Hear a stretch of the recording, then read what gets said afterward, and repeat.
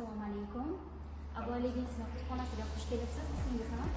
Vaalaykum assalom. Men Hamdam. Abu Ali sinf kutubxonasiga bugun birinchi tashrifim bo'ldi. Abu Ali sinf kutubxonasiga oldin tashrif buyurmaganman. Bu yerda turli xil kitoblar, jahon adabiyoti, bundan tashqari o'zbek adabiyotdan har xil kitob turlari mavjud ekan.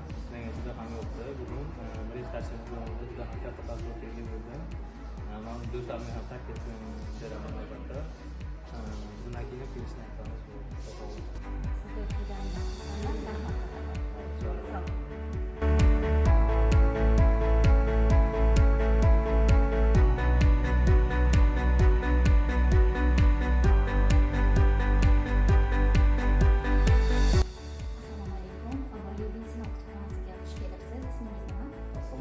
İsmim Abdurrahman Rahmatjon, Qoradori universiteti tarix yuridik fakulteti talabasiman.